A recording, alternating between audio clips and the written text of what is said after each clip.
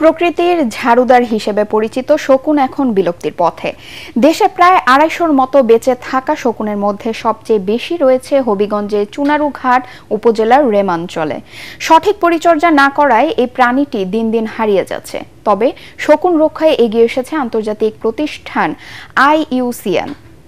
হবিগঞ্জ থেকে আব্দুল হালিমের পাঠানো তথ্য চিত্র নিয়ে আরো জানাচ্ছেন আশিকুর রহমান।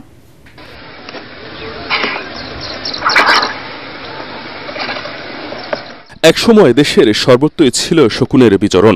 ময়লা ও উচ্ছিষ্ট খেয়ে পরিবেশ রক্ষাই ছিল এদের মূল কাজ। কিন্তু পশু চিকিৎসায় ডাইক্লোফেনাক সোডিয়াম ও কিটোপ্রোফেন জাতীয় ওষুধের ব্যবহারে এই পাখিটি এখনও বিলুপ্তির পথে। বর্তমানে দেশে প্রায় ২৫০'র মতো শকুন আছে, যার মধ্যে সবচেয়ে বেশি রয়েছে হবিগঞ্জের চুনারুঘাট উপজেলার রেমা বনাঞ্চলে। এর মধ্যেও অবাধে বনাঞ্চল উজাড় করায় হারিয়ে যাচ্ছে শকুন। স্থানীয়রা বলছেন, IUCN এর অনুপস্থিতি ও খাবার না দেয়াই শকুন হারিয়ে যাওয়ার আরো একটি প্রধান কারণ। রেমা কালেঙ্গা বন্যপ্রাণী অভয়ারণ্য শকুনের একটা প্রজেক্ট আছে। আমরা তো এটা চাই সবসময় শকুন প্রজন্ম থাকাটা ভালো। গ্রামে গঞ্জে যখন গরু মারা যাইতো, শকুন না খাইলে এটা পয়সা দুর্গন্ধ ছড়াইতো, বিভিন্ন রোগ ব্যাধি মানুষের মধ্যে ছড়াইয়া যাইত। এই অবস্থায় শকুন রক্ষায় এগিয়ে আসছে international union for conservation of nature IUCN নামের একটি প্রতিষ্ঠান।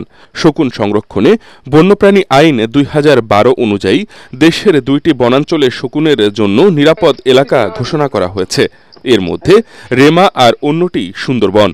পরিবেশ থেকে অনেক গাছপালা, মানুষের বসতবাড়ির গাছপালা, শিমুল গাছে, বড় বড় শিমুল গাছে শকুন বসতো, সেই শিমুল গাছগুলো এখন আর দেখা যায় না। শিল্পায়নের যুগে আমাদের প্রকৃতি থেকে যে অনেক কিছু হারিয়ে যাচ্ছে, সেই হারিয়ে যাওয়া আরেকটি আমাদের প্রাণী, আমাদের একটা পাখি, ন্যাচারাল স্ক্যাভেঞ্জার, তাকে আমরা আবার প্রকৃতিতে ফিরিয়ে আনতে পারবো। দ্বিতীয়, এই ম্যানগ্রোভ ফরেস্টের মতো আমাদের রেমা কালেঙ্গা যে বন আছে, সেই বনে শকুন সহ অন্যান্য প্রাণীদের জীবন এবং জীববৈচিত্র্য রক্ষার জন্য করণীয় নির্ধারণ করে সে অনুযায়ী কাজ করার। শকুন রক্ষায় সরকারের পাশাপাশি সামাজিক উদ্যোগ জরুরি বলে মনে করছেন তারা। Bureau report, ATN Bangla.